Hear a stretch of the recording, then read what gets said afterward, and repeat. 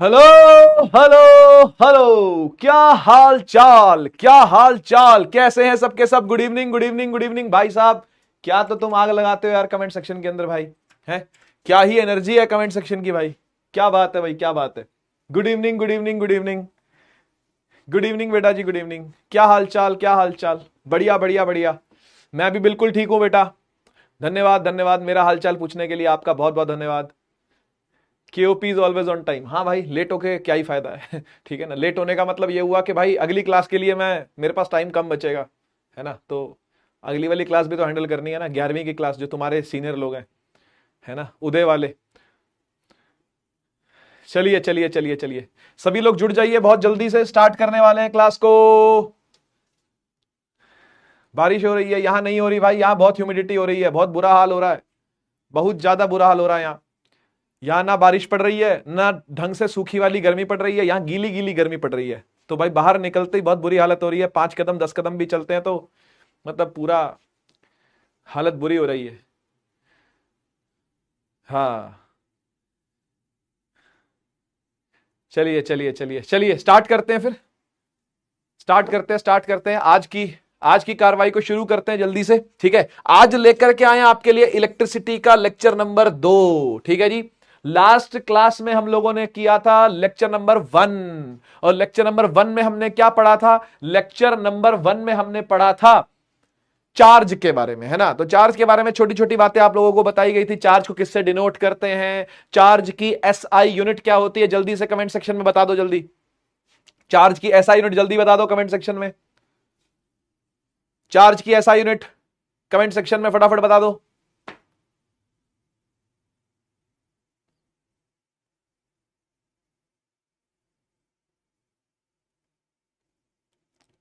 Hope series, हाँ hope series में बेटा, हाँ कूलॉम है, बिल्कुल बिल्कुल, बढ़िया बढ़िया।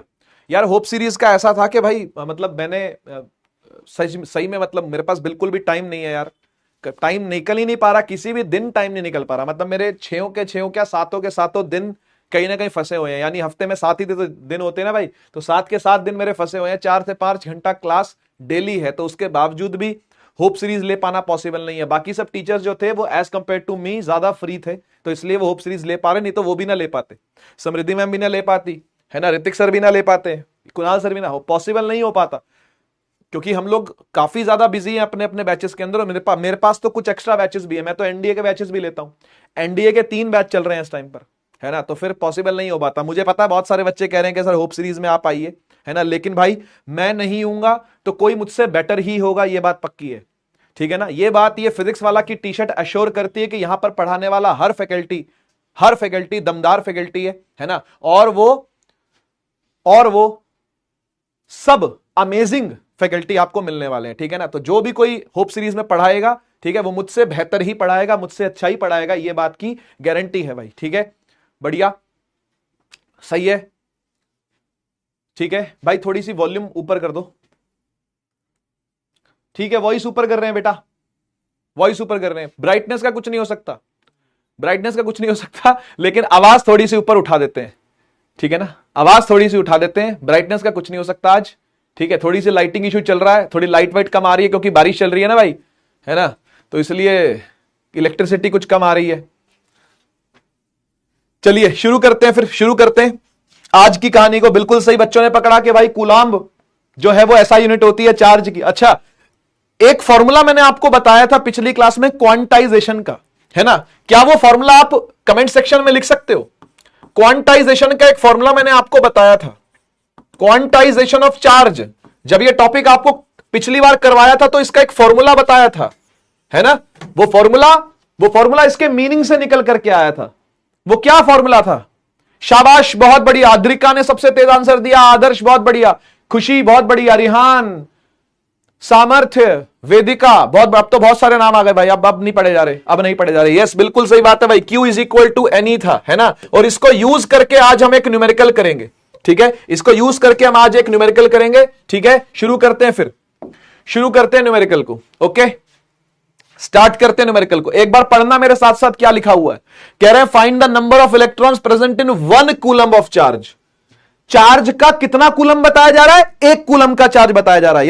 यानी क्यू, यानी जो क्यू है वो 1 कूलम है, पहले से ही बता दिया उसने पहले से ही बता दिया कि चार्ज क्या है, वो 1 कूलम का है। ठीक है, आपको बताना है नंबर ऑफ इलेक्ट्रॉन्स, यानी एन पता करना है आपको, एन पता करना है। जरा लगाना formula, Q is equal to N E, Q is equal to N E. और मुझे जरा एन की वैल्यू तो बताओ, जरा एन की वैल्यू तो बताओ क्या है।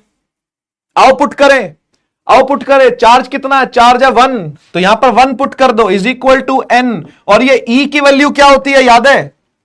ये E की वैल्यू याद है क्या होती है?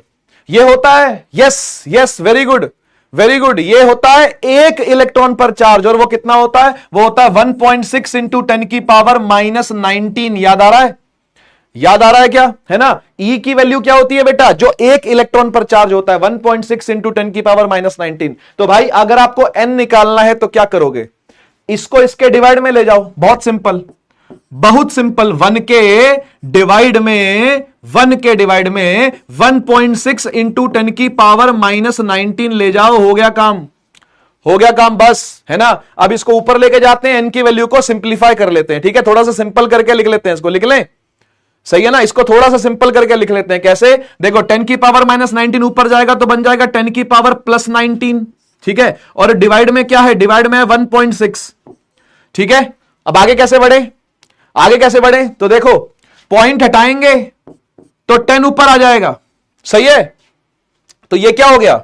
ये क्या बन गया? ये बन गया 10 डिवाइड बाय 16 इंटू 10 की पावर 19, है ना? एक काम और करो, एक 0 और नीचे उतार लो। जब एक 0 और नीचे उतार लोगे तो यहां पर आ जाएगा 100 और यहां हो जाएगा 10 की पावर 18। हाँ या ना? समझ पा रहे हो इस बात को? बेटा इस 19 में से मैंने एक 0 और बगल में उतार लिया तो ये 100 बन गया। 100 इंटू 10 की पावर 18 और डिवाइड में क्या है? डिवाइड में 16। इसे काटो जरा, 4 से काटो, 25 से काटो, उसके बाद 2 से काटो, तो इसको 12.5 कर दो और फिर इसको एक और बार काट दो तो ये हो जाएगा 6.25। सही है भाई? क्या आ गया? ये n की वैल्यू क्या आ गई? n की वैल्यू आ गई 6.25 इंटू 10 की पावर 18 इंटू 10 की पावर 18। ठीक है, इतने सारे इलेक्ट्रॉन्स होंगे तब जाके 1 कूलम का चार्ज बनता है। समझ में आया क्या? 6.25 इंटू 10 की पावर 18, 6.25 इंटू 10 की पावर 18, है ना? तो ये एक स्टैंडर्ड फॉर्म है लिखने की, है ना? बच्चे पूछेंगे कि सर ऐसे क्यों लिख रहे हो, इसे 625 लिख देते, ठीक है ना? इसे आप 6250 लिख लेते, इसको आप 62.5 लिख लेते। तो भाई लिखने को कैसे भी लिख सकते हो इसको, लेकिन ये एक स्टैंडर्ड फॉर्म है, ये एक स्टैंडर्ड तरीका है इसको लिखने का। समझ गए क्या? ये एक स्टैंडर्ड तरीका है लिखने का कि भाई 1 के बाद डेसिमल आना चाहिए, है ना? 1 के बाद डेसिमल आना चाहिए, पहले एक डिजिट आए उसके बाद डेसिमल आए। ठीक है, तो ये तरीका आपको अपने पास नोट कर लेना है। समझ गए? एक बार फिर से रिपीट कर रहा हूं, वैसे इसमें रिपीट करने वाला कुछ है नहीं। चार्ज 1 कूलम का है तो चार्ज की जगह पर 1 रख दिया, E की वैल्यू रख दी और उसको डिवाइड में ले गए, सॉल्व कर दिया, बस हो गया काम। ठीक है, अपने हाथ से करके देखना, मैथ्स की कैलकुलेशन है, फिजिक्स तो है ही नहीं है। ठीक है जी, फिजिक्स तो यहां पे कहीं है ही नहीं, ये तो मैथ्स है। चलिए इलेक्ट्रिकल सब्सटेंसेस पर आते हैं बेटा। 3 प्रकार के इलेक्ट्रिकल सब्सटेंस होते हैं, कौन कौन से पता है? 3 प्रकार के इलेक्ट्रिकल सब्सटेंस होते हैं, कौन कौन से? नंबर 1 कंडक्टर, नंबर 2 सेमीकंडक्टर और नंबर 3 क्या है बेटा? नंबर 3 है इंसुलेटर। ठीक है जी, ये तीनों यहां पर हैं, ठीक है ना? ये क्या होगा? कंडक्टर होगा, ये सेमीकंडक्टर और ये क्या है? इंसुलेटर, है ना? ये प्लास्टिक है और ये टेप है, टेप भी प्लास्टिक की होती है। सही है ना भाई? ठीक है, तो कंडक्टर, सेमीकंडक्टर, इंसुलेटर। ठीक है जी, इंसुलेशन नहीं बेटा, इंसुलेटर नहीं, इंसुलेटर। ठीक है, चलिए कंडक्टर पर आते। सबसे पहले कंडक्टर क्या होता है? कंडक्टर क्या होता है? कंडक्टर वो होता है जो इजीली करंट को पास होने दे, ये बात पता है ना? द सब्सटेंस और material that permit electrons to flow freely, जो इलेक्ट्रॉन्स को फ्री फ्लो होने देता है। ठीक है, क्योंकि करंट किससे मिलकर बना हुआ है? इलेक्ट्रॉन से मिलकर बना हुआ है, चार्ज से मिलकर बना हुआ है। हाँ या ना? अरे करंट किससे मिलकर बना है? चार्ज से मिलकर ना। तो जो उसको इजीली फ्लो होने दे, इलेक्ट्रॉन्स को इजी फ्लो होने दे, ठीक है ना? फ्री फ्लो ऑफ इलेक्ट्रॉन्स जो अलाउ करे फ्री फ्लो ऑफ इलेक्ट्रॉन्स, उसे कहते हैं कंडक्टर। ठीक है जी, तो लिखा हुआ देख लो, द सब्सटेंसेस और materials that permit electrons to flow freely from particle ठीक है, टू पार्टिकल, एक पार्टिकल से दूसरे पार्टिकल में जाने दे। जैसे एग्जांपल क्या हुआ, copper, copper is the optimum conductor, है ना, और silver is the best conductor. पता है ना ये बात पढ़ी हुई है ना आपने, पहले भी नहीं पढ़ी तो बता देता हूं, कोई बात नहीं। सिल्वर जो है वो बेस्ट कंडक्टर ऑफ इलेक्ट्रिसिटी है, ठीक है, लेकिन कॉपर ऑप्टिमल सॉल्यूशन है एक कंडक्टर बनने का, ठीक है ना, क्योंकि कॉपर सस्ता है, सिल्वर तो महंगा है। अब आपको घर में चांदी की तारें दिख रही है क्या? आप घर में जब इलेक्ट्रिशियन से काम करवाते हो तो क्या आपको वो चांदी की तारें लगा के जाता है क्या आपके घर में? नहीं ना, वो कॉपर की तारें लगाता है। तो ऑप्टिमल सॉल्यूशन तो कॉपर ही है। ऑप्टिमल का मतलब होता है जो भी बेस्ट अवेलेबल हो, जो बेस्ट अवेलेबल सॉल्यूशन है वो कॉपर है, लेकिन बेस्ट कंडक्टर जो है वो सिल्वर है। ध्यान रखना, ठीक है जी, ध्यान रखना, ठीक है ना। Best conductor is silver and optimal conductor जो है वो कौन है? कॉपर है, ठीक है।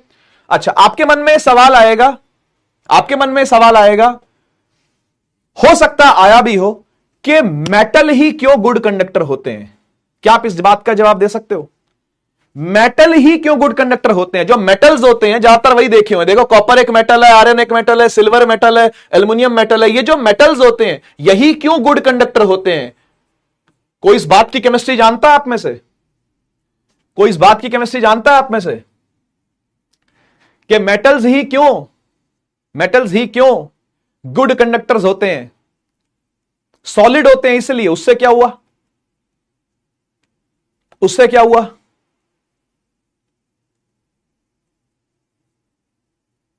डोनर होते हैं इलेक्ट्रॉन के। देखो देखो, केमिस्ट्री समझ लो थोड़ी सी, आओ आज थोड़ी सी केमिस्ट्री पढ़ा दे। देखो, जो मेटल होता है ना उसका साइज हमेशा बड़ा होता है, बिगर साइज होता है एटम का, बिगर एटॉमिक साइज।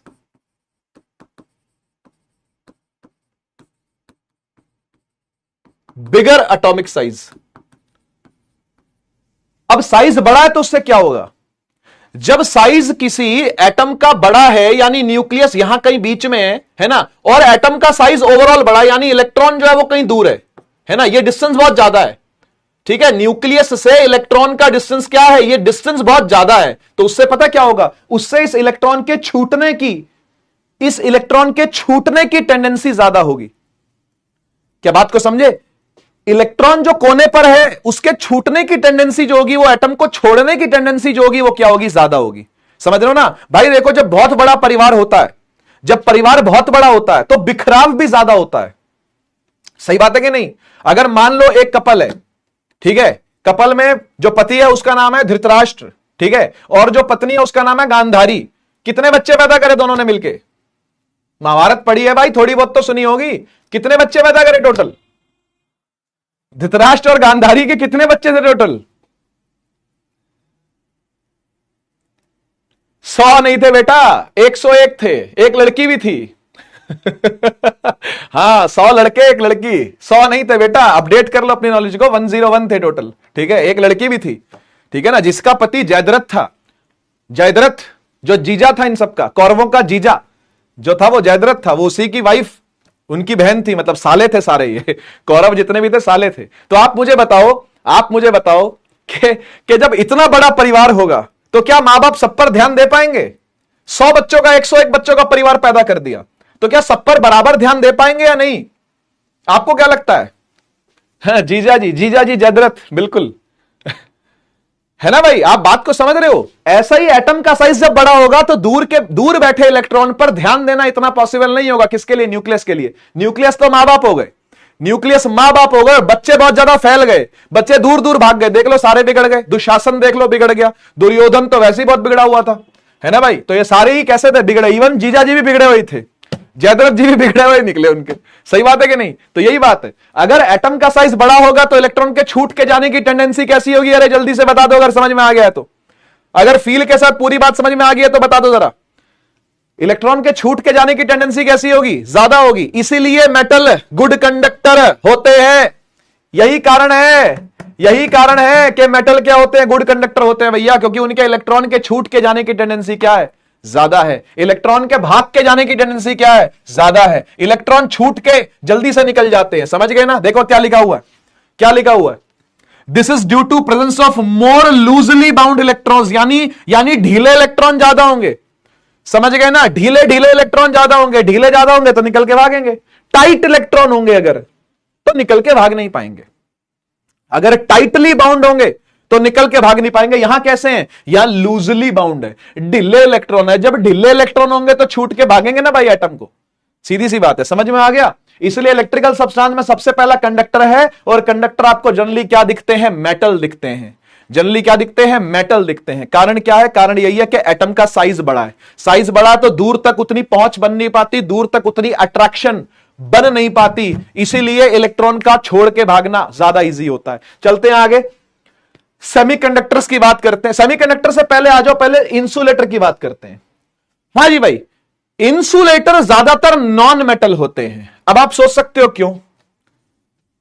अब आप सोच सकते हो क्यों ज्यादातर इंसुलेटर्स नॉन मेटल क्यों होते हैं?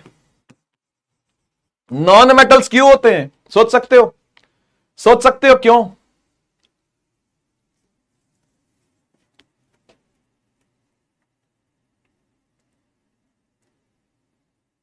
यस, अगेन सेम कॉन्सेप्ट है बेटा।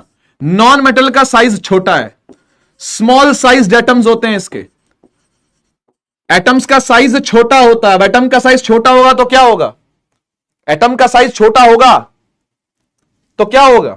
वही जो पांडवों के साथ हुआ है ना भाई। 5 ही थे, पांचों ने एकजुट रहना था, है ना, और मां एक ही मां थी। पिताजी तो बहुत पहले गुजर गए थे, है ना, मां एक ही थी, है ना। तो उस मां ने ही सब पांचों बच्चों को इकट्ठा करके रखा, जोड़ करके रखा। सही बात है कि नहीं? तो अगर परिवार छोटा होगा तो ज्यादा ध्यान दे पाएंगे, है ना। जिस मां बाप के 2 बच्चे हैं या 3 बच्चे हैं, 4 बच्चे हैं, है ना, तो वो इजीली ध्यान रख पाएगा। लेकिन 10-10 बच्चे पैदा कर लेगा अगर, तो ध्यान रखना पॉसिबल हो पाएगा क्या? नहीं हो पाएगा। किसी को कोई बीमारी लग रही है, ठीक है ना, कोई कहीं बाहर छूट गया, किसी की टांग टूट गई, किसी ने कुत्ता को काट लिया, किसी को कुत्ते ने काट लिया, सॉरी, इंसान तो कुत्ते को काट सकता है, इंसान कुत्ते से भी खतरनाक है वैसे। हाँ, तो बात मैं क्या कर रहा था कि जो इंसुलेटर हैं भाई वो जनरली कैसे हैं? नॉन मेटल है। जनरली कैसे हैं? नॉन मेटल है, ठीक है ना। नहीं भाई केओसी मुझे मत बोलो भाई, केओसी नहीं भाई, केओपी ठीक है, मतलब केओपी भी ठीक नहीं हूं मैं तो, है ना। हाँ अच्छा, केमिस्ट्री क्लास चालू ठीक है ठीक है ठीक है, बढ़िया। नहीं भाई नहीं, केओसी मत बोलो यार, केओसी एक ही ठीक है भाई हमारे यहां, है ना। तो इंसुलेटर ठीक है, इंसुलेटर ठीक है भाई। कैसे होता है? Small sized atom, non metals होते हैं, जिसकी वजह से इलेक्ट्रॉन का छूट के भागना इतना आसान नहीं होता। इलेक्ट्रॉन टाइटली बंधे होते हैं, ठीक है जी, इलेक्ट्रॉन टाइटली बंधे होते हैं, टाइटली बाउंड होते हैं इलेक्ट्रॉन्स। समझ में आ गया क्या? टाइटली बाउंड इलेक्ट्रॉन्स होते हैं। सही है भाई, केओपी प्लस केओसी। अच्छा, बहुत बहुत धन्यवाद, बहुत बहुत धन्यवाद। द सब्सटेंस और materials that resist the free flow. Resist करना, रेजिस्ट करने का मतलब होता है रोकना। आओ सुन लो, डेफिनेशन सुन लो भाई। Resist the free flow of electrons, जो फ्री फ्लो है इलेक्ट्रॉन्स का उसको रोकते हैं, रेजिस्ट करते हैं उसको, ठीक है जी। आसानी से फ्लो होने नहीं देते, क्योंकि टाइट है ना, खुद कंट्रीब्यूट कर ही नहीं पाते करंट के अंदर, करंट के अंदर इनका कंट्रीब्यूशन हो ही नहीं पाता, तो इसलिए करंट नहीं बह पाता या कम बह पाता, ठीक है जी।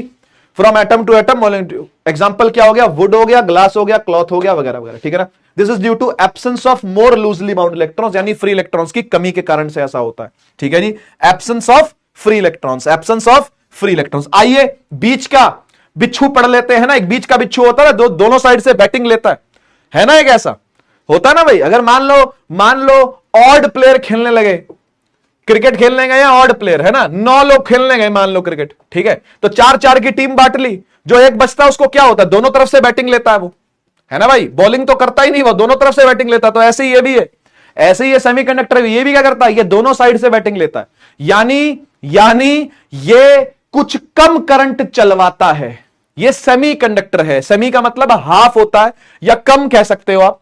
सेमी को हाफ कह सकते हो या कम कह सकते हो, है ना। तो ये बिल्कुल कॉमन वाला काम करेगा, ठीक है। अब material that has electrical conductivity value following between that of a conductor such as metallic copper and an insulator. तो भाई मतलब सीधी सी बात बोले कि जो कंडक्टिविटी होती है वो कंडक्टर की सबसे ज्यादा है, उसके बाद सेमीकंडक्टर की है, उसके बाद किसकी है बेटा? उसके बाद इंसुलेटर की है। सही है कि नहीं?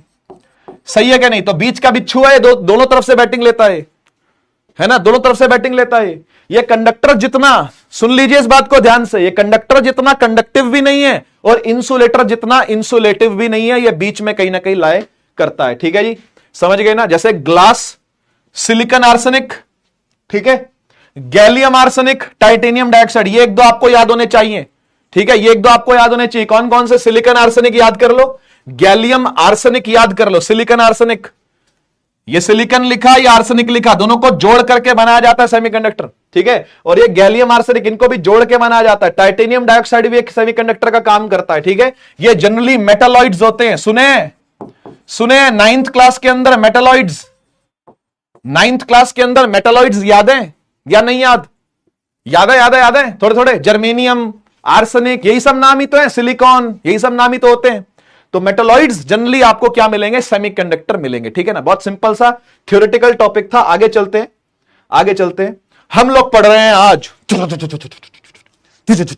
क्या पढ़ रहे हैं आज हम पढ़ रहे हैं इलेक्ट्रिक करंट। ठीक है, आज बारी है क्या पढ़ने की? इलेक्ट्रिक करंट को पढ़ने की और उसको फील करने की। फील करने का मतलब यह नहीं होता कि आप अपनी ये चिच्ची वाली उंगली क्या कर दो, सॉकेट के अंदर बांट दो और भाई बटन ऑन कर दो। प्लीज ऐसे काम मत करना भाई। Do not try this at home, school और एनीवेयर एल्स। ठीक है जी, फुल डिस्क्लेमर के साथ हम लोग पढ़ रहे हैं ना। ये नहीं, फील करने का मतलब ये हुआ कि भाई तुमने उंगली डाल दी सॉकेट के अंदर और बटन ऑन कर दिया। ठीक है, ऐसे काम मत करना, है ना, ऐसे काम मत करना। ठीक है, आइए समझते हैं कि इलेक्ट्रिक करंट क्या होता है। ठीक है, आइए समझते हैं कि व्हाट इज इलेक्ट्रिक करंट। देखो भाई, जब भी कभी चार्जेस मोशन में आते हैं, क्या बोली मैं, क्या बोली, क्या तू सुनी मेरी बात?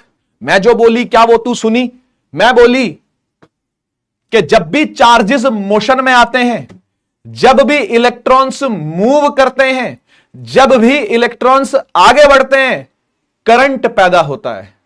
सर करंट का मतलब क्या होता है? आओ सुनो। करंट का मीनिंग एक्चुअली में होता है बेटा, करंट का मीनिंग एक्चुअली में होता है फ्लो। ठीक है, करंट का मीनिंग ही फ्लो होता है। करंट का मीनिंग ही फ्लो होता है। जैसे आपने सुना होगा वाटर करंट्स, ज्योग्राफी में पढ़ते होगे आप, सुना है वाटर करंट्स, है ना। एयर करंट्स, जो तूफान आ रहे होते हैं, है ना, जो तूफान आ रहे होते हैं समुद्र में, उनको कहते हैं एयर करंट्स, है ना। और कभी कभी हमको पढ़ना पड़ता है पॉपुलेशन करंट, के भाई इस देश में जब लड़ाई झगड़ा मचा, दंगा फसाद हुआ, तो यहां की पॉपुलेशन चल करके दूसरे देश में पनाह लेती है, दूसरे देश में शरण लेती है, शरणार्थी बोलते हैं उसको, है ना। तो वो जो देश है ना, वो छापता है कि भाई पॉपुलेशन करंट आ गया बहुत सारा, हमारे देश में बहुत सारा पॉपुलेशन का फ्लो हो रहा है। समझ गए ना। तो पॉपुलेशन के फ्लो को क्या बोलेंगे? पॉपुलेशन करंट बोलेंगे। वाटर के फ्लो को आप कह सकते हो वाटर करंट, और एयर के फ्लो को क्या कह सकते हो? Air current. ऐसे ही चार्ज के फ्लो को आप क्या कह सकते हो? कमेंट सेक्शन में लिखो और बताओ, चार्ज के फ्लो को आप क्या कह सकते हो? हाँ, ओशियानिक करंट्स भी आपने पढ़े होंगे, बिल्कुल। रेफ्यूजी कहते हैं अंग्रेजी में, हाँ, हिंदी में शरणार्थी कहते हैं, बिल्कुल सही बात है। हाँ, तो मैं आपसे पूछ रहा हूं कि चार्जेस के फ्लो को क्या कहते हैं? चार्जेस के फ्लो का नाम क्या रखा हुआ है? चार्जेस के फ्लो का नाम रखा हुआ है इलेक्ट्रिक करंट। बहुत बढ़िया। तो चार्जेस जब भी मोशन में आएंगे यानी फ्लो करेंगे, हम उसे कहेंगे इलेक्ट्रिक करंट। बहुत बढ़िया, बहुत बढ़िया। ठीक है, मैं आपसे एक बात पूछना चाहता हूं, है ना, और फील करते हैं इस चीज को, लेकिन फील करने के लिए भाई वही उंगली नहीं डालनी कहीं पे भी। ठीक है ना, कहीं उंगली मत डाल देना, यहीं पे ही फील करवा रहा हूं, बोर्ड पे देखो। ठीक है, बोर्ड पे देखो, यहीं फील करवा रहा हूं आपको। मान लो ये दो वायर्स हैं, वायर्स, ठीक है ना, this is wire B and this is wire A. ठीक है, ये ऊपर वाली जो तार है वो वायर ए है और नीचे वाली जो तार है वो वायर बी है। ठीक है, अब मैंने नोटिस किया, क्या नोटिस किया सर? मैं ना 1 सेकंड तक इस वायर ए के एक छोटे से क्रॉस सेक्शन को देखता रहा। क्रॉस सेक्शन समझते हो? क्रॉस सेक्शन का मतलब समझना, ये दरवाजा है कोई, इस तार में ना ये कोई विंडो बनी हुई है, विंडो या ये दरवाजा बना हुआ है। मैंने इसको 1 सेकंड के लिए ऑब्जर्व किया, 1 सेकंड के लिए मैंने इस बॉर्डर को क्या किया? ऑब्जर्व किया। ऐसे ही 1 सेकंड के लिए मैंने इस वायर बी में भी एक क्रॉस सेक्शन को क्या किया? ऑब्जर्व किया। ठीक है ना, 1 सेकंड मैंने लगाया इसको देखने में और 1 सेकंड मैंने लगाया इसको देखने में। तो मैंने क्या पाया? मैंने ये पाया, सुनिएगा ध्यान से, मैंने ये पाया कि जो वायर ए है ना, इसमें से, इस क्रॉस सेक्शन में से 1 2 3 4 कूलम का चार्ज पास हो रहा है। 1 सेकंड तक देखता रहा मैं इस क्रॉस सेक्शन को। आप भी ध्यान से देख लो भाई, आप भी ध्यान से देख लो। 1 सेकंड तक देखता रहा तो 4 कूलम का चार्ज पास हो गया। ठीक है, अब मैं दूसरी वाली वायर को देखता हूं, अगर दूसरी वाली वायर को अगर देखता हूं तो 6 कूलम का चार्ज पास हो गया। भाई मुझे एक बात बताओ, किस वायर ने, आपको क्या फील आई, किस वायर ने ज्यादा चार्ज पास किया है पर यूनिट टाइम, पर सेकंड चार्ज पास किसमें ज्यादा हो रहा है, चार्ज का फ्लो किसमें ज्यादा बना हुआ है, वायर बी में या वायर ए में, वायर बी में या वायर ए में? बढ़िया बढ़िया, बहुत बढ़िया बहुत बढ़िया। तो वायर बी में आपको दिख रहा है कि चार्ज ज्यादा पास हो रहा है, यानी सीधी सी बात बोलूं तो अमाउंट ऑफ चार्ज, हां जी, amount of charge per unit time कहां पे ज्यादा है, amount of charge divided by time कहां पे ज्यादा है, बी में ज्यादा है, बी में ज्यादा है, वायर बी में ज्यादा चार्ज पास हो रहा है पर यूनिट टाइम। तो मेरे बच्चे इसी का नाम करंट रखा हुआ है, मेरे कबूतर, इसी का नाम रखा हुआ है करंट, इसी को बोलते हैं इलेक्ट्रिक करंट। ठीक है, तो अगर मैं यहां पर करंट निकालना चाहूं, अगर मैं इस केस में करंट निकालना चाहूं, ठीक है, तो मैं अमाउंट ऑफ चार्ज ऊपर कितना रखूं और नीचे टाइम कितना रखूं, आप बताओ, मैं ऊपर चार्ज कितना रखूं, मैं ऊपर चार्ज कितना रखूं भाई, 1 सेकंड में कितना चार्ज फ्लो हो रहा है, शाबाश बहुत बढ़िया, 6 कूलम का चार्ज पास हो रहा है और 1 सेकंड के अंदर पास हो रहा है।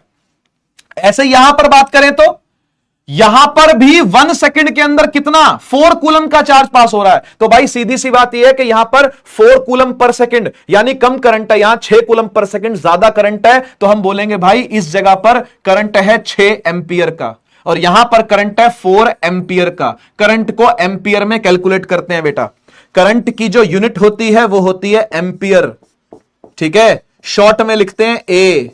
और चार्ज को तो पता ही है आपको, चार्ज को तो कूलाम्ब कहते हैं, है ना, कूलाम्ब कहते हैं। और कूलाम्ब किससे डिनोट होता है बेटा, सी से। और टाइम किससे डिनोट होता है बेटा, टी से, है ना। और यूनिट क्या होती है इसकी, सेकंड्स होती है, सेकंड्स होती है। क्या कोई दिक्कत, क्या कोई दिक्कत? एक बार फिर से फॉर्मूला लिख के दिखाता हूं आपको, ठीक है, एक बार फिर से आ जाओ, एक बार फिर से आ जाओ। यहां देखो, जो करंट है यानी जो इलेक्ट्रिक करंट है, ठीक है जी, फॉर्मूला उसका बनता है कि कितनी चार्ज, कितना अमाउंट का चार्ज पास हो रहा है, यानी अमाउंट ऑफ चार्ज पासिंग किसी वायर में पर यूनिट टाइम, किसी वायर में पर यूनिट टाइम कितना चार्ज पास हो रहा है, ठीक है जी।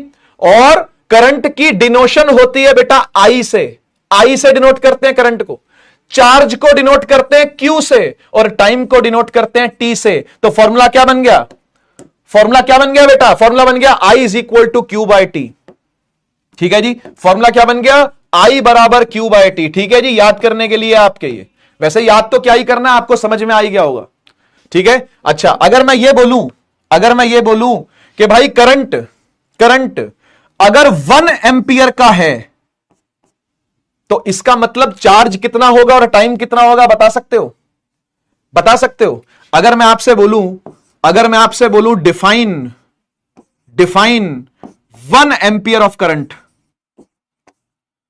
डिफाइन 1 एंपियर ऑफ करंट, तो कैसे डिफाइन करोगे उसको? अगर मैंने करंट को बोला कि भाई करंट अगर 1 एंपियर है तो चार्ज कितना और टाइम कितना बता सकते हो? शाबाश, 1/1 होगा, बहुत बढ़िया, शाबाश, गुड भाई गुड, बहुत बढ़िया। अगर आपसे कहा जाए बेटा कि 1 एंपियर का करंट है तो इसका सिंपल सा मतलब यह है कि 1 कूलम ऑफ चार्ज, ठीक है, 1 coulomb of charge is passed, ठीक है, is passed through a cross section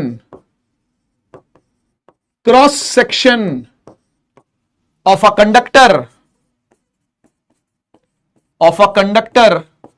ठीक है ना, in 1 सेकेंड। बताओ भाई कोई दिक्कत क्या, कोई दिक्कत क्या है ना? अगर मैं चार्ज की जगह पर 1 कूलम रखूं, टाइम की जगह पर 1 सेकेंड रखूं, तो करंट कितना आएगा? करंट 1 एंपियर ही तो आएगा या नहीं? करंट 1 एंपियर ही तो आएगा, हां या ना, हां या ना? क्या ये बात समझ में आती है? अच्छा एक बात बताओ, ओ भाई मेरी तारीफें करना बंद करो, ठीक है ठीक है, मेरी एक बात समझने की कोशिश करो, मेरी एक बात समझने की कोशिश करो। अगर मैं आपसे बोलूं कि भाई 10 एंपियर का करंट है एक वायर में, तो इससे आप क्या फील करते हो? अगर कोई आपसे बोले कि 10 एम्पियर का करंट फ्लो कर रहा है एक वायर के अंदर, तो इससे आपको क्या फीलिंग आती है? टेक्निकल फीलिंग बताना, ये अंदरूनी फीलिंग मत बताना कि मजा आता है हमको, 10 एम्पियर करंट फ्लो करे तो बहुत मजा आता है, आई लाइक इट। वैसी वाली फीलिंग नहीं चाहिए, अंदरूनी फीलिंग नहीं चाहिए। टेक्निकल फीलिंग क्या आती है? टेक्निकल फीलिंग क्या आती है? हां, बढ़िया बढ़िया। 10 एम्पियर का सीधा सा मतलब है कि 10 कूलम का चार्ज पास हो रहा है, ठीक है, पासेज, है ना, इन 1 सेकेंड। सही है? यही वाली फील चाहिए भाई, और कोई फील नहीं चाहिए तुमसे, है? आई लाइक इट वाली फील मत देना, ठीक है? क्लियर है ना बात? क्लियर है ना बात? सही है। तो करंट को अगर मुझे डिफाइन करना हो, अगर करंट को मुझे डिफाइन करना हो तो डिफाइन कहां करूं? जगह ही नहीं है करंट को डिफाइन, यहां कर देता हूं, इधर कर देता हूं। यहां ले लो डेफिनेशन इसकी, ठीक है जी, करंट की डेफिनेशन यहां ले लो, इधर डिफाइन कर देता हूं करंट को।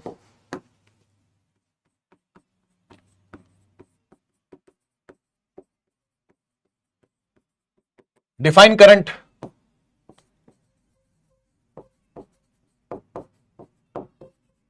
Current is a quantity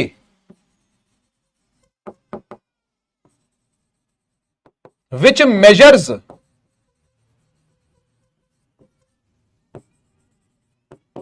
the amount of charge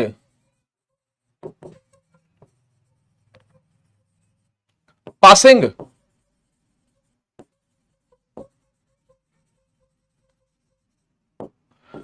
through a cross section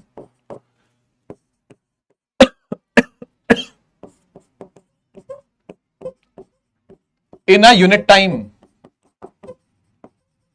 ठीक है जी, कोई दिक्कत वाली बात नहीं है। डेफिनेशन आप लिख करके आ सकते हो, एकदम टेक्निकल डेफिनेशन दी गई है आपको। सही है? ऐसा यूनिट क्या है? ऐसा यूनिट क्या है भाई? ऐसा यूनिट है एम्पियर। ठीक है जी। डिनोट किससे करते हैं? डिनोट किससे करते हैं? आई से डिनोट करते हैं। ठीक है, आई से डिनोट करते हैं। चलो आगे बढ़ते हैं। एक सवाल आपके सामने आया, एक सवाल आपके सामने आया, ट्राई कर सकते हो क्या?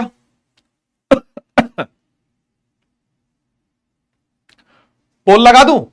चलो पोल लगा देता हूं, पोल लगा देता हूं। ऑप्शन तो बना दूं पहले, पोल लगाने से पहले। 200 कूलम, 100 कूलम, 300 कूलम या 600 कूलम?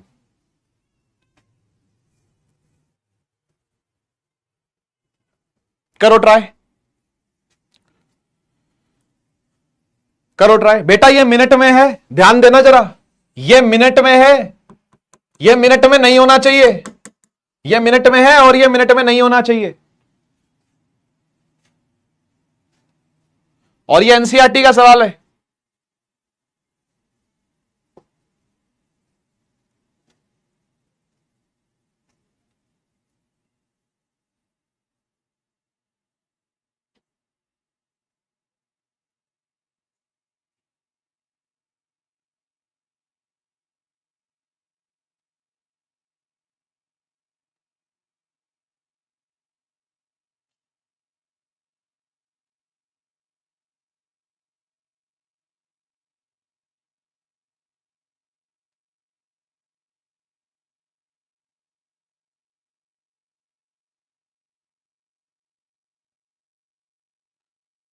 हाँ जी, देखो बहुत इजी सवाल था बेटा। करंट है, अरे यार कैपिटल आई लिखता हूं, आधा एम्पियर का 0.5 एम्पियर है ना। टाइम दिया हुआ है 10 मिनट, तो मिनट को सेकंड में चेंज करने के लिए 60 से इंटू करो, कितना आ गया बेटा? 600 सेकंड आ गया, 600 सेकंड आ गया। अब आपको चार्ज निकालना है, यही पूछ रहा ना भाई, इलेक्ट्रिक चार्ज बताइए, अमाउंट ऑफ इलेक्ट्रिक चार्ज कितना है। तो आई टी और क्यू को मिला के फॉर्मूला कौन सा बनता है? फॉर्मूला बनता है I is equal to Q by T. ठीक है, तो करंट कितना है? करंट है 0.5। चार्ज आपको नहीं पता, टाइम कितना है? वो है 600। तो 600 मल्टीप्लाई हो गया बेटा, है ना, 600 मल्टीप्लाई हो गया किससे? 600 मल्टीप्लाई हो गया हाफ से, और हाफ से मल्टीप्लाई होगा तो क्या बचेगा बेटा? 300 कूलम बचेगा, 300 कूलम बचेगा, है ना। तो सी ऑप्शन एकदम सही है, 300 कूलम। ठीक है जी, बहुत बहुत सिंपल सा सवाल था और बहुत बहुत सिंपल सा जवाब है। बहुत सारे बच्चों ने आंसर भी अच्छा करा, क्या बात है, बहुत बढ़िया भाई। Himanshu, Priyanshu, Jeet Acharya, Acharya Saket, Himanshu, Deepak, Nitesh, Ajay, Obito, Uchiha, Rocky भाई, कमलेश धूमल, ठीक है, बढ़िया।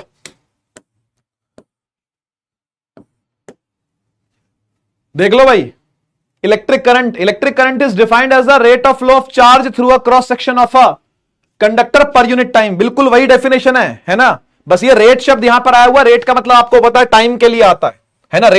रेट शब्द जो है वो टाइम के डिवाइड के लिए आता है, कि डिवाइड करना है टाइम से, ठीक है जी, डिवाइड बाय टाइम, उसके लिए रेट शब्द आता है ना भाई। तो ये आपको पता है। ऐसा यूनिट क्या है भाई करंट की? एम्पियर है, सही है। अच्छा, अब बात यह आती है कि करंट फ्लो कर रहा है, मतलब इलेक्ट्रॉन फ्लो कर रहे हैं। मुझे हां या ना में जवाब दो, कमेंट सेक्शन में हां या ना में जवाब दीजिए। अगर करंट फ्लो कर रहा है मतलब चार्ज फ्लो कर रहा है, सही बात है ना। और चार्ज फ्लो कर रहा है का मतलब इलेक्ट्रॉन फ्लो कर रहे हैं। यस और नो? यस और नो? सही बात है, बिल्कुल सही लिख रहे हो आप भी, हां इलेक्ट्रॉन फ्लो कर रहे हैं। अब सवाल यह उठता है कि इलेक्ट्रॉन अपने आप फ्लो करते हैं या कोई करवाता है? आप बताओ, क्या लगता है आपको? कोई चीज अपने आप हो जाती है या कोई ना कोई कारण जरूर होता है उसके पीछे? यह फिजिक्स का बहुत ही गहरा नियम है, कॉज एंड इफेक्ट लॉ बोलते हैं इसको, कि अगर कोई इफेक्ट हो रहा है तो उसके पीछे का कॉज भी है या नहीं है। अगर कहीं पर धुआं उठ रहा होगा तो आपके मन में सबसे पहले क्या आएगा? अगर आपने देखा कहीं दूर कहीं धुआं उठ रहा है तो आपके मन में सबसे पहले क्या चीज आएगी? ऑटोमेटिक कुछ नहीं होता, अपने आप इस पूरी दुनिया में, इस पूरे ब्रह्मांड में कहीं भी कुछ नहीं हो रहा। अगर कहीं दूर धुआं उठता दिखे तो पक्की बात है कि आग लगी हुई है। और ऐसी आग कमेंट सेक्शन में भी लगा रखी है आप लोगों ने, धड़ाधड़ आंसर करके ठीक है ना। तो आग लगी हुई है, सही बात है कि नहीं? अच्छा, मान लो कि आपके घर के सामने एक छोटा सा बछड़ा घूम रहा है, गाय का, ठीक है ना, गाय का छोटा सा बछड़ा घूम रहा है, तो आपके मन में सबसे पहले क्या आएगा? देखते हैं कि आप कितने इंसान हो। अगर आपके घर के बाहर एक छोटा सा बछड़ा घूम रहा है, बिल्कुल छोटा सा बछड़ा, तो आपके मन में सबसे पहले क्या आएगा?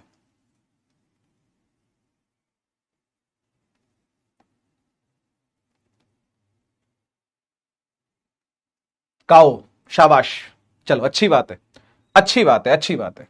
इसकी मां कहां है ना, यही सोचेंगे ना हम सभी सोचेंगे ना कि इसकी मां कहां है, इसका खाना पीना कैसे होगा, क्या हम इसको खाना खिला दे, क्या हम इसको रोटी खिला दे, दूध पिला दे, दूध तो खैर मां का ही पिएगा अपनी, ठीक है। हाँ, तो यही मन में आएगा ना कि इसकी मम्मी कहां है, गाय कहां घूम रही है, देखे जरा गाय को, देखे गाय से इसको मिलवा दें, है ना। ये बछड़ा आया घर के बाहर, रो रहा है बेचारा आकर के, है ना, तो मन में ये आएगा इसकी मां कहां है, सही बात है कि नहीं। तो सीधी सी बात ये आती है कि बछड़ा अपने आप तो आया नहीं है, आया तो किसी ना किसी गाय से ही है।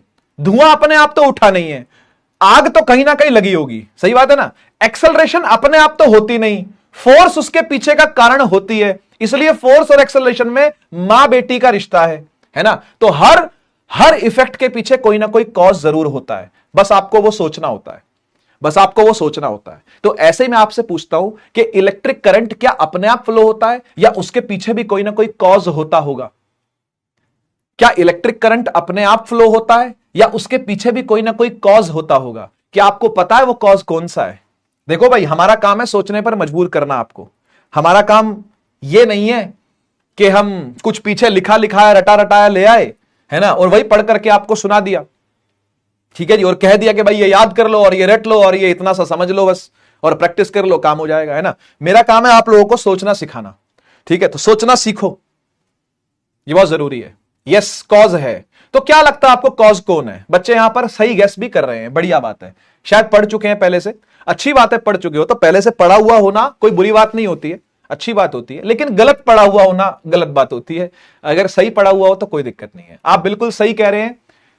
करंट के पीछे चलने का जो कारण है, करंट के पीछे का जो कारण होता है वो होती है वोल्टेज, ठीक है, वो होती है वोल्टेज। आइए देखते हैं what constitutes the electric current flowing in a conductor. बोल रहे हैं कि जो इलेक्ट्रिक करंट है उसे कौन फ्लो करवा रहा है, उसे कौन मजबूर कर रहा है कि भाई तू फ्लो हो, कौन मजबूर कर रहा है कि फ्लो हो? सोचने वाली बात है ना। तो इसका आंसर यह है कि भाई इसको जो फ्लो करवा रही है वो करवा रही है बैटरी। बैटरी सुना है ना, आपने देखी भी होगी वो जो सेल खरीद करके लाते हो 2 वोल्ट का 2.5 वोल्ट का, है ना, कभी कभी 6 वोल्ट का भी होता है और कभी बड़ी मोटी टॉर्च में डलना होता है तो 9 वोल्ट का भी होता है ना। घर के अंदर हमारे जो वोल्टेज आती है वो कितनी होती है पता है आपको? कमेंट सेक्शन में लिखो अगर पता है तो, कमेंट सेक्शन में लिखिए अगर पता है तो।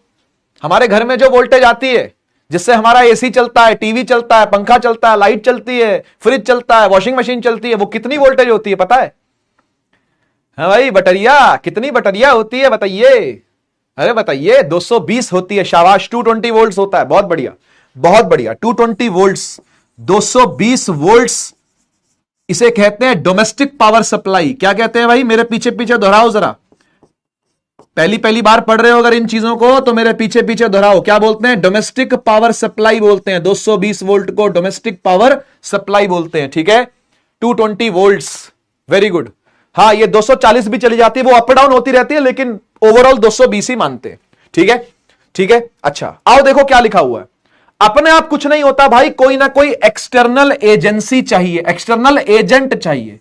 ठीक है, due to some external agent, कोई ना कोई बाहर से होने वाला होना चाहिए, कोई ना कोई बाहर से धक्का देने वाला होना चाहिए। ये धक्का दिए बिना इलेक्ट्रॉन नहीं चल सकते, ये धक्का खाए बिना करंट नहीं चल सकता। तो ये धक्का कौन दे रहा है? ये धक्का कौन प्रोवाइड कर रहा है? ये धक्का प्रोवाइड कर रहा है जिसको हम बोलते हैं पोटेंशियल डिफरेंस। ठीक है, अभी बोलोगे तुम कि सर अभी तो वोल्टेज बोला था, अब इसको पोटेंशियल डिफरेंस बोल रहे हो। तो मैं आपको बता दूं कि दोनों एक ही बात है, दोनों में कोई फर्क नहीं है। पोटेंशियल डिफरेंस लिखा हुआ मिल जाए, ठीक है, या वोल्टेज लिखी हुई मिल जाए, दोनों में कोई फर्क नहीं होता, एक ही बात है दोनों।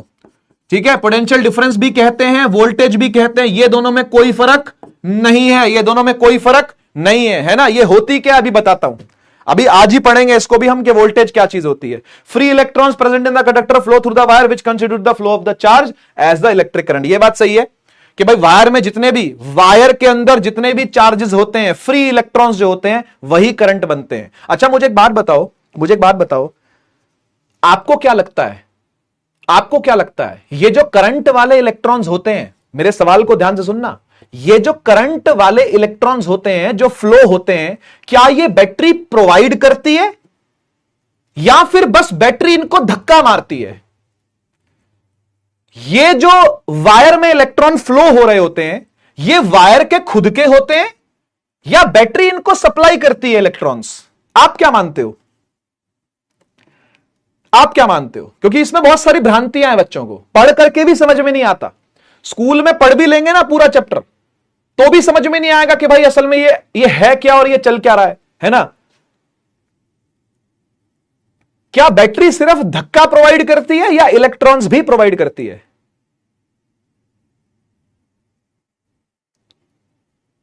तो फिर अब ये बताओ कि वायर में जो इलेक्ट्रॉन्स फ्लो करते हैं वो वायर के खुद के होते हैं, वायर के खुद के होते हैं या बैटरी ने सप्लाई करे होते हैं?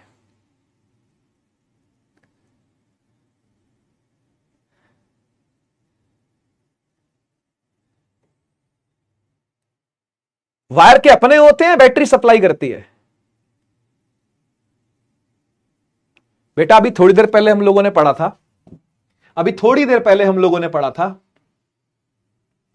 कंडक्टर को, conductor free flow of electrons को अलाउ करते हैं। क्यों करते हैं? क्योंकि उनके खुद के भी इलेक्ट्रॉन इन्वॉल्व होते हैं भैया इसमें, समझ रहे हो ना?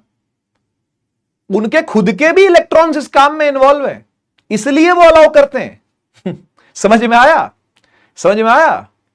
नेताजी करप्शन क्यों कर रहे हैं? नेताजी करप्शन इसलिए कर रहे हैं और करप्ट लोगों को सपोर्ट इसलिए कर रहे हैं क्योंकि खुद करप्ट हैं। समझ में आया भाई? यही बात है, कहानी यही है कि अगर तार इलेक्ट्रॉन पास करवा रही है, करंट पास करवा रही है, तो उसमें उसके खुद के भी इलेक्ट्रॉन्स इन्वॉल्व है भैया, समझ गए? तो मुख्यतः वायर के खुद के ही इलेक्ट्रॉन्स होते हैं जो करंट बनते हैं, कई बाहर से इलेक्ट्रॉन को सप्लाई नहीं करवाया जाता। ठीक है, इस बात को आप अपने दिमाग में बैठा लीजिए कि जो इलेक्ट्रॉन्स होते हैं वो वायर के अपने ही होते हैं, कहीं बाहर से नहीं आते वो। कोई बैटरी का काम नहीं है इलेक्ट्रॉन को प्रोवाइड करना। तो बैटरी का काम केवल क्या हुआ? बैटरी का काम केवल क्या हुआ यह बताओ? बैटरी का काम केवल क्या हुआ? बैटरी का काम केवल क्या हुआ? फिर अगर बैटरी का काम इलेक्ट्रॉन्स को सप्लाई करना नहीं है तो फिर बैटरी का काम है क्या?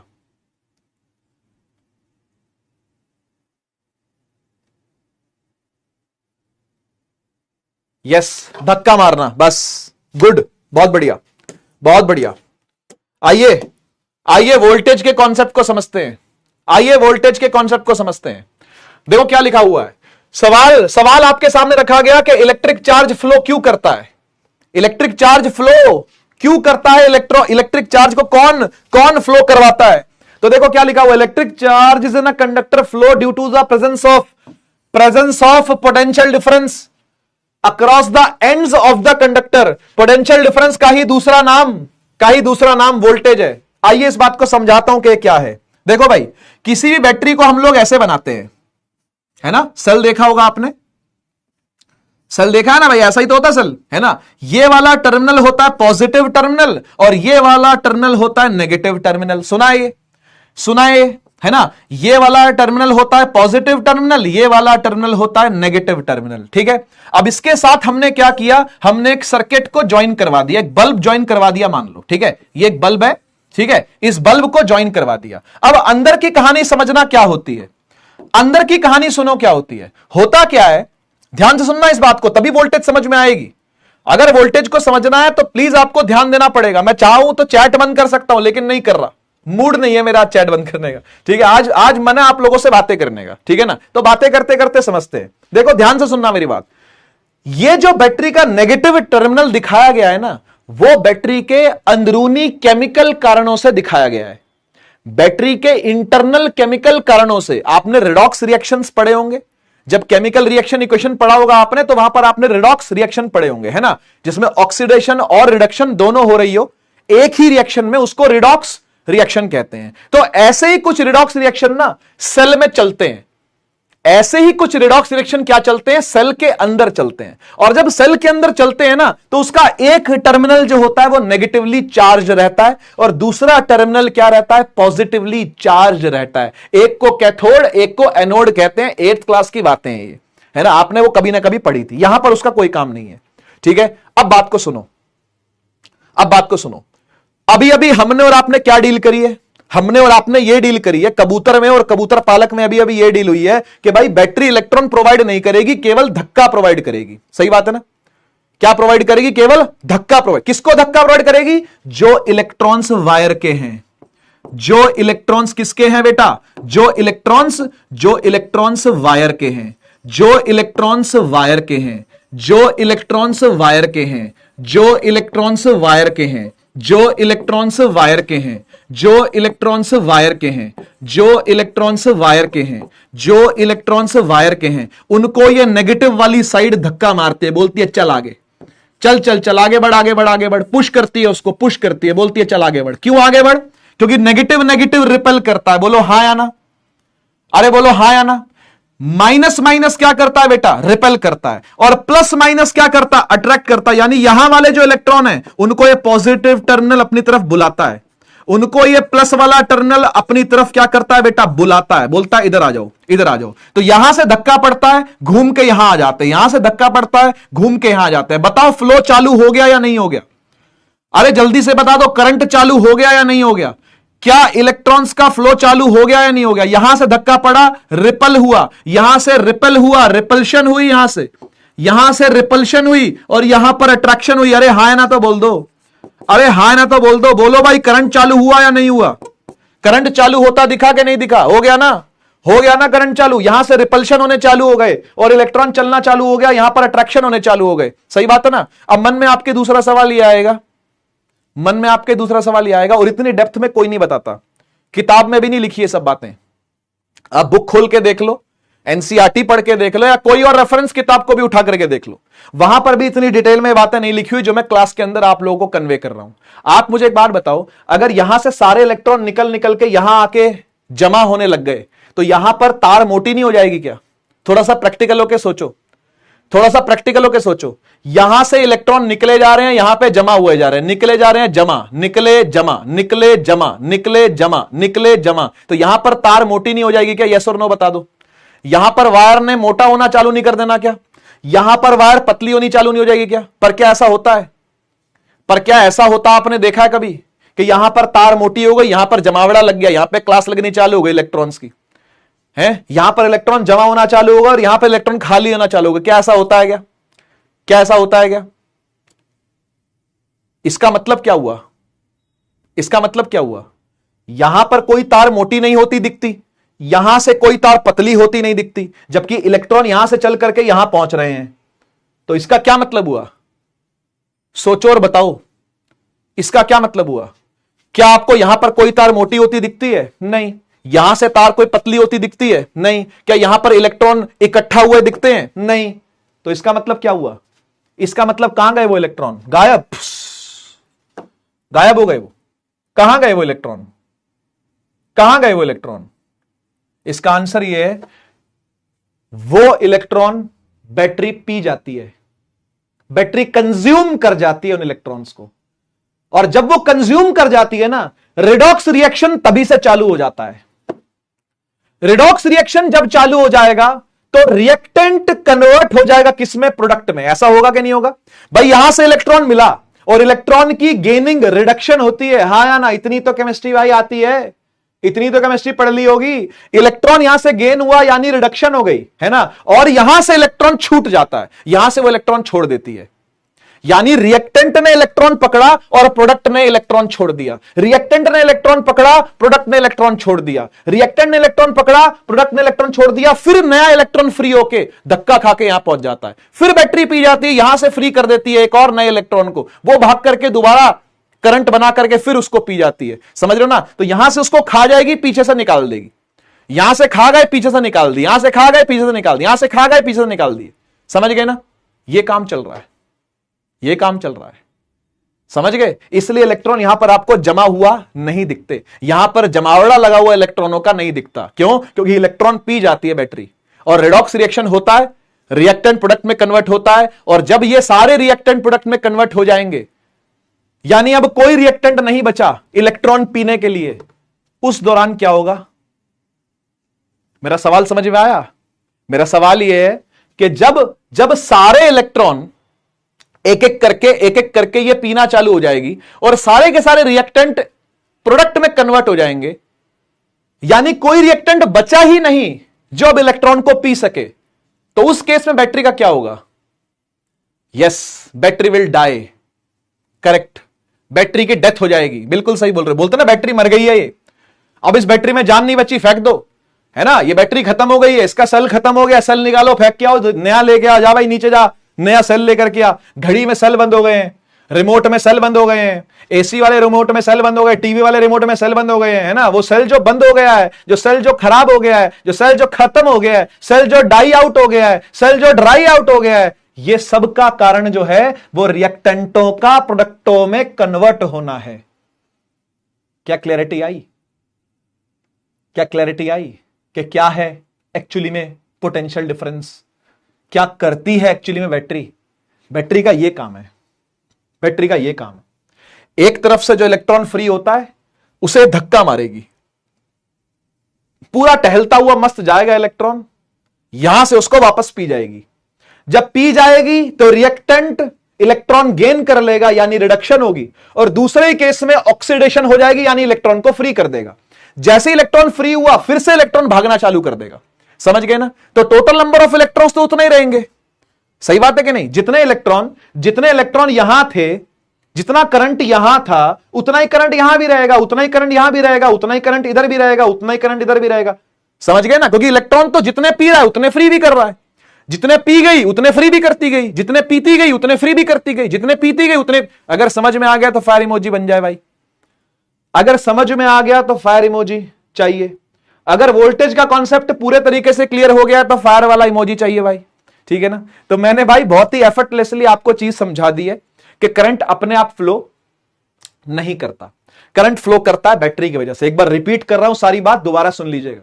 रिपीट कर रहा हूं सिर्फ उन बच्चों के लिए जिन्होंने पहली बार में ध्यान से नहीं सुना, इस बार ध्यान से सुने।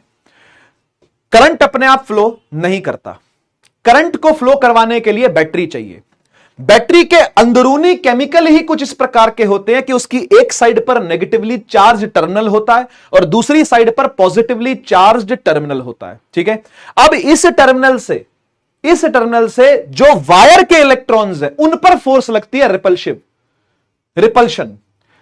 रिपल्शन होगी रिपल्सिव फोर्स लगेगी, यहां से अट्रैक्टिव फोर्स लगेगी, यहां से उसको गेन करना चालू कर देंगे, यहां से भागेंगे यहां पहुंच जाएंगे, यहां से भागेंगे यहां पहुंच जाएंगे। लेकिन यहां पर इकट्ठे तो नहीं होते। काहे इकट्ठे काहे नहीं होते? इकट्ठे इसलिए नहीं होते क्योंकि बैटरी उनको पी जाती है, यानी रिडॉक्स रिएक्शंस चालू कर देती है। तुरंत रिडॉक्स रिएक्शन चालू होंगे, यानी यहां पर reduction, gaining of electron is called reduction. यहां रिडक्शन होगी और दूसरे टर्मिनल पर क्या होगी? ऑक्सीडेशन, यानी इलेक्ट्रॉन को फ्री कर देंगे। यहां से इलेक्ट्रॉन पिया, वहां से फ्री कर दिया। सर ये सब पढ़ने को कब मिलेगा? पढ़ने को मिलेगा 12वीं क्लास में। 12th क्लास में इलेक्ट्रोकेमिस्ट्री नाम का टॉपिक आएगा, उसके लिए आपको 11th क्लास की रिडॉक्स आनी चाहिए। ठीक है, तो 11th क्लास का टॉपिक है रिडॉक्स रिएक्शन, पूरा चैप्टर बना हुआ उसके ऊपर। ये 10th वाला रिडॉक्स कहीं स्टैंड नहीं करता। जब आप 11th में जाकर के रिडॉक्स पढ़ोगे ना, तो आपको बताया जाएगा कि एक्चुअली में रिडॉक्स रिएक्शन कैसे कैसे होते हैं, हाफ रिएक्शंस बताए जाएंगे, रिएक्शंस का मैकेनिज्म बताया जाएगा, तब आपको एग्जैक्टली समझ में आएगा कि रिडॉक्स रिएक्शंस क्या होते हैं। रिडॉक्स रिएक्शन वो 11th वाला इनऑर्गेनिक केमिस्ट्री का पढ़ करके आपको 12th क्लास की फिजिकल केमिस्ट्री का इलेक्ट्रोकेमिस्ट्री चैप्टर पढ़ना पड़ेगा। वहां पर समझाया जाता है कि बैटरी कैसे काम करती है, वहां पर समझाया जाता है कि कैथोड और एनोड किस प्रकार एक साइड से इलेक्ट्रॉन पीते हैं, दूसरी साइड से इलेक्ट्रॉन को फ्री कर देते हैं। ठीक है जी, पर हम फिजिक्स वालों को क्या लेना देना? हमें तो सिर्फ किससे मतलब था? हमें मतलब था इस बैटरी के धक्कों से। हां या ना बोल दो। हमें सिर्फ किससे मतलब था? इस बैटरी के धक्के से। जितना बड़ा धक्का उतना ज्यादा करंट। बोलो हां या ना? हां या ना भाई? जितना बड़ा धक्का ये बैटरी मारेगी उतना ज्यादा करंट हमें मिलेगा। हम फिजिक्स वालों को क्या मतलब? इलेक्ट्रोकेमिस्ट्री और ये केमिस्ट्री और वो केमिस्ट्री से हमें क्या मतलब भाई? रिडॉक्स रिएक्शन हो या ना हो, हमें क्या लेना देना? हमें चाहिए था धक्का। अरे हां या ना? हमें चाहिए था धक्का, और जितना बड़ा धक्का उतना ज्यादा करंट। क्या कहते हो? यानी सीधी सी बात ये कह सकता हूं क्या कि जितनी ज्यादा वोल्टेज होगी उतना ज्यादा करंट आएगा? अरे बोल दो, अरे चीता ही कह दे। वोल्टेज ज्यादा तो करंट भी क्या होगी भाई? ज्यादा होगी। हां या ना? हम फिजिक्स वालों को क्या मतलब? हम फिजिक्स के पढ़ने और पढ़ाने वालों को क्या मतलब कि अंदर क्या चल रहा है, अंदर क्या कचरा मचरा है, मरी के, जिंदा रही के, नई लाए के, पुरानी लाए, हमें मतलब नहीं है। हमें तो मतलब है कि जितना जोर का धक्का मारेगी उतना जोर का करंट निकलेगा। हां या ना? जोर का झटका है जोरों से लगा है ना भाई? तो लगाना पड़ेगा। कब लगाना पड़ेगा? जब वोल्टेज ज्यादा होगी। सही बात है कि नहीं? जब वोल्टेज ज्यादा तब क्या होगी? करंट ज्यादा। आइए वोल्टेज को टेक्निकली डिफाइन करें, है ना? यहां पर एक क्वेश्चन और रखा हुआ, आप पढ़ सकते हो इसको, कि which entity provides potential difference? Potential difference कौन प्रोवाइड करता है? कौन पोटेंशियल डिफरेंस मेंटेन करके रखता है? कौन वोल्टेज का प्रोवाइडर है? तो वोल्टेज के प्रोवाइडर को बोलते हैं हमारी प्यारी बटरिया। हमारी प्यारी बटरिया प्रोवाइडर है वोल्टेज की, प्रोवाइडर ऑफ वोल्टेज। समझ गए? वोल्टेज की प्रोवाइडर है बैटरिया। ठीक है जी। बैटरी क्या करती है बेटा? बैटरी ही क्या करती है? पोटेंशियल डिफरेंस प्रोवाइड करती है। आइए पोटेंशियल डिफरेंस को डिफाइन करते हैं। आओ जी आओ, पोटेंशियल डिफरेंस को करें डिफाइन। देखो भाई, टेक्निकली पोटेंशियल डिफरेंस को क्या लिखा जाता है बताए? पोटेंशियल डिफरेंस या वोल्टेज को लिखा जाता है, पोटेंशियल डिफरेंस या वोल्टेज को लिखा जाता है इस प्रकार V से। ठीक है? वोल्टेज की डिनोशन V से होती है, और V पता क्या होता है? यानी वोल्टेज पता क्या होता है? वोल्टेज होता है बेटा, वोल्टेज की डेफिनेशन लिख रहा हूं, वोल्टेज होता है बेटा work done divide by charge. Work done divide by charge. Voltage को डिनोट करते हैं V से। वर्क डन भाई 9th वाला है, ये क्लास 9वीं वाला वर्क ही है, वो W से डिनोट होता है, और चार्ज डिनोट होता है बेटा किससे? Q से। तो फॉर्मूला क्या बन गया? फॉर्मूला बन गया V is equal to W by Q। समझाता हूं ये फॉर्मूला क्या है, समझाता हूं कि इस प्रकार से क्यों डिफाइन करा जाता है वोल्टेज को। है ना? क्यों डिफाइन करते हैं इस तरीके से वोल्टेज को? आओ डेफिनेशन दूं, आओ इसकी डेफिनेशन दूं। देखो भाई, voltage is defined as work done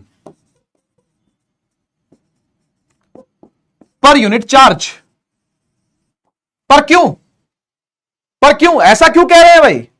voltage को work done per unit charge क्यों कह रहे हैं? आओ समझते हैं, आओ समझते हैं। आप मुझे एक बात बताओ, हम यहां पर जिस धक्के की बात कर रहे हैं, क्या वो धक्का लगाने के लिए बैटरी के पास एनर्जी होनी चाहिए कि नहीं होनी चाहिए? यस और नो? जल्दी से लिख के बता दो, जल्दी से लिख के बता दो। जो धक्का हमें चाहिए, जो धक्का करंट को चलवाएगा, क्या उस धक्के के लिए बैटरी के पास एनर्जी होनी चाहिए कि नहीं होनी चाहिए? होनी चाहिए, बिल्कुल सही, आप सब सही लिख रहे हो, होनी चाहिए। अब मुझे बताओ, अगर एनर्जी है तो वर्क डन भी होगा या नहीं होगा? याद करो क्लास 9th के कॉन्सेप्ट, वर्क और एनर्जी आपस में रिलेटेड है। अगर बैटरी के पास एनर्जी होगी, यानी बैटरी में जान बची होगी, तभी तो धक्का लगा पाएगी। बैटरी में रिएक्टेंट बचे होंगे, तभी तो वो प्रोडक्ट में कन्वर्ट हो पाएंगे। सीधी सी बात है। तो भाई मैं आपसे दोबारा पूछना चाहता हूं कि बैटरी के पास एनर्जी होगी तभी तो वो वर्क डन कर पाएगी या नहीं कर पाएगी? कर पाएगी। अब आप मुझे बताओ, ये वर्क डन किस पर कर रही है? ये धक्का किसको मार रही है? ये वर्क डन किस पर हो रहा है? वर्क डन किस पर हो रहा है? बैटरी जो काम कर रही है वो किस पर कर रही है? बैटरी जो धक्का दे रही है वो किसको दे रही है? शाबाश, चार्ज को। यस, इलेक्ट्रॉन्स को। बढ़िया बढ़िया बढ़िया बढ़िया बढ़िया बढ़िया। तो वही तो लिखा है, वही तो लिखा है। Voltage is defined as work done per unit charge, यानी वोल्टेज और कुछ नहीं, वर्क डन ही होती है। वर्क डन ही होती है जो 1 कूलम के चार्ज पर करी जाए।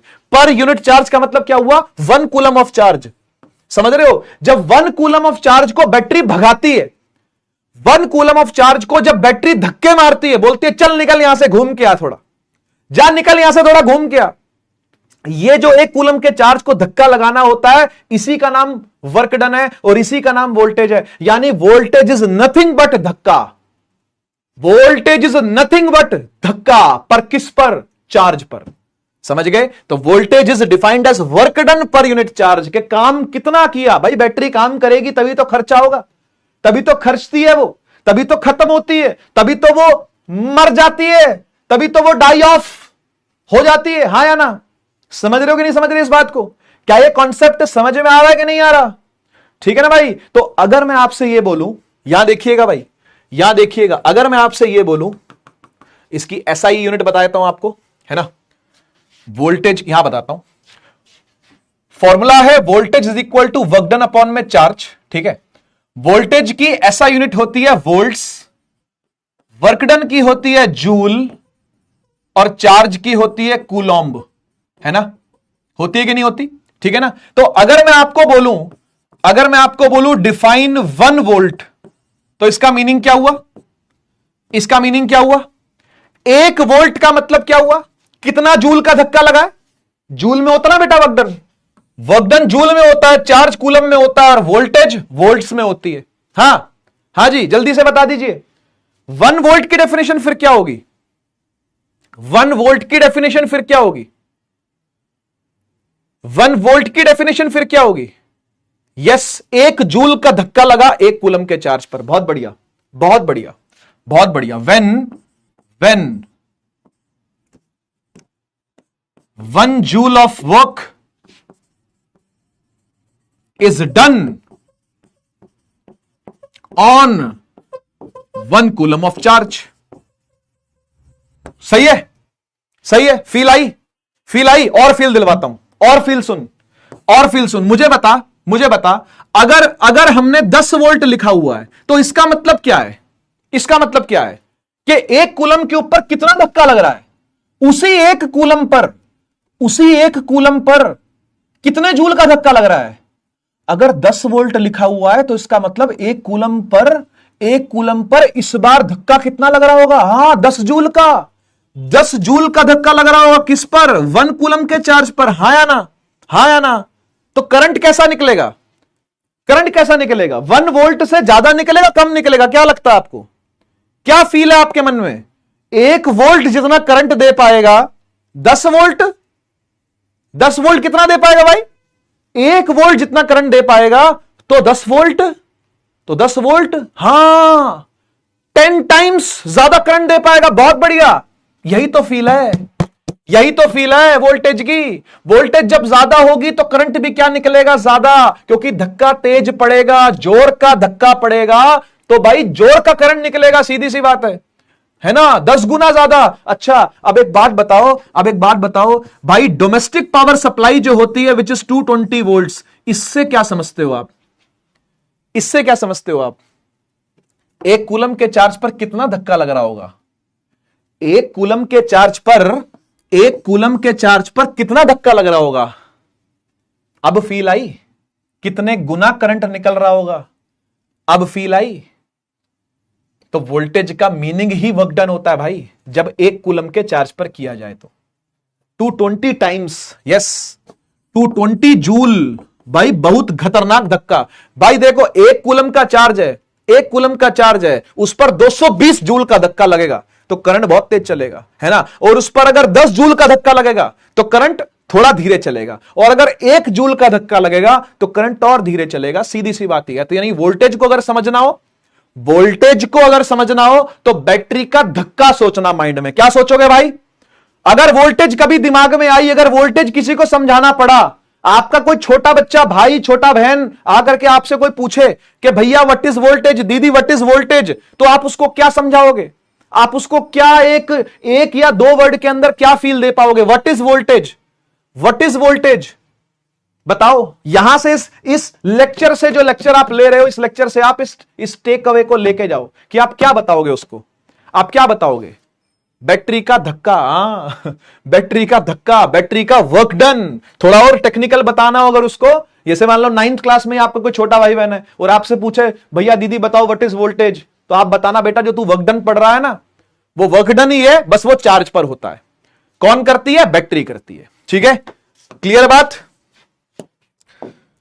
1 वोल्ट ऑलरेडी डिफाइन कर रखा है भाई, ठीक है, आप देख सकते हो इसको, कोई दिक्कत नहीं। एक सवाल जरूर कर लो, है ना, एक सवाल जरूर कर लो, ठीक है। तो मैं काम करता हूं, इसके ऑप्शंस बना देता हूं, ठीक है।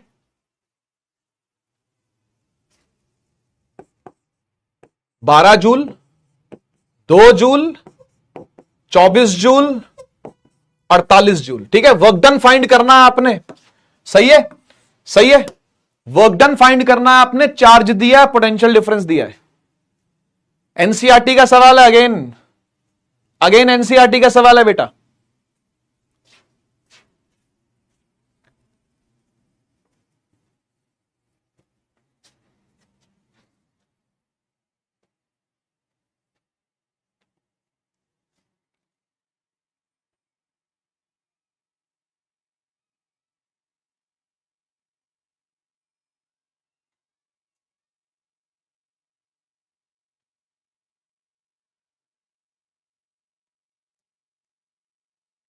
जल्दी से आंसर कर दीजिए भाई,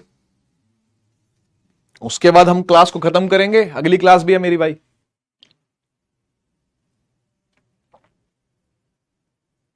और आपकी भी होगी केमिस्ट्री की।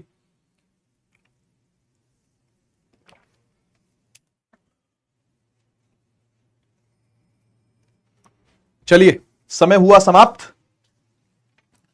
आंसर क्या है इसका? वर्क डन पूछा है, चार्ज दिया 2 कूलम का और पोटेंशियल डिफरेंस दिया 12 वोल्ट का, है ना। तो वोल्टेज क्या है जी? 12। ऐसे ही लिखते हैं इसको, कंफ्यूज मत होना बेटा।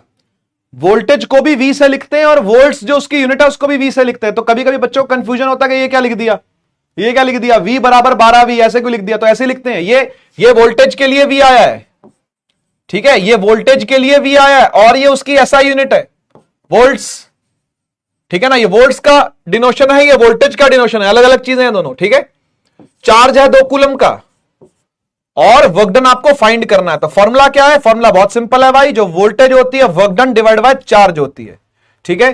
तो वोल्टेज है 12, वर्क डन तो वर्क डन है, और चार्ज है 2, तो 2 जाएगा 12 के साथ, तो वर्क डन बन जाएगा बेटा 24 जूल, है ना, 24 जूल, ठीक है। तो वैसे तो ये क्वेश्चन जो थे ये थ्योरी वाले क्वेश्चन थे, इनमें ऑप्शंस नहीं थे, मतलब सब्जेक्टिव सवाल थे, ठीक है, लेकिन इसके ऑप्शन बना दिए ताकि आप लोग पोल कर पाओ।